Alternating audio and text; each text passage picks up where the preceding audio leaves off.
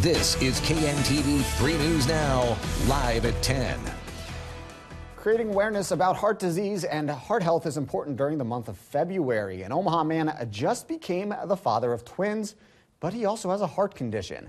Good evening, I'm Phil Bergman. Last weekend, we introduced you to the Bicking family. Jim and Carol are now enjoying the arrival of their new son and daughter. But Jim also needs to keep a close eye on his heart. 3 News Now reporter Alexa Ray followed up with the family and is live in studio with the update on a story you'll only see on 3. Alexa? Thanks, Alexa. A black tie event tonight helped raise money in the fight against cardiovascular diseases.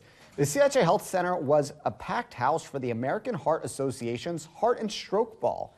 KMTV 3 News Now sponsored the gala, and our very own morning anchor, Courtney Johns, served as the MC for the evening.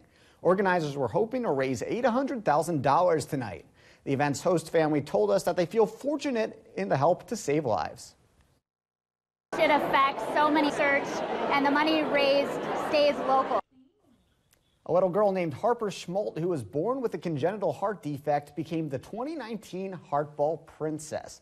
The event also featured a silent auction and dance. Now, your Weather Alert First Forecast. Thanks, Mark. A man is in jail accused of trying to run over police officers and leading them on a chase.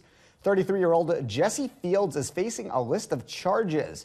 They include attempted felony assault on an officer and felony flight to avoid arrest. According to the affidavit, a U-Haul truck was reportedly stolen from a store near 90th and Maple on Thursday night. Police tried to stop it, and an officer reported having to jump out of the way to avoid being hit. Friday night, police located the truck near 90th and West Dodge, and that turned into a pursuit. Police say the U-Haul truck Fields was driving broke through the entrance at an Omaha World Herald parking garage. You can see the damage in this video right here. Police took Fields into custody there. Fortunately, no officers were hurt. People in Omaha and across Nebraska are remembering a prominent woman in state's politics. Family and friends came out to the Heffy Hoffman Dwork Cutler Funeral Home to say goodbye to Ann Boyle. A visitation was held this morning and a funeral followed.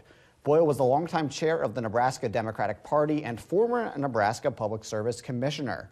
She was the wife of Douglas County board member and former Omaha Mayor Mike Boyle.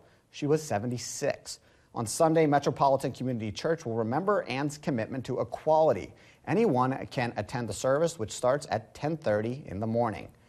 And some are sharing their memories of Boyle on social media. In a tweet, Jane Kleeb, Nebraska's Democratic Party chair, called Boyle, quote, a Democratic titan, and added, blazing the trail for women through her public service.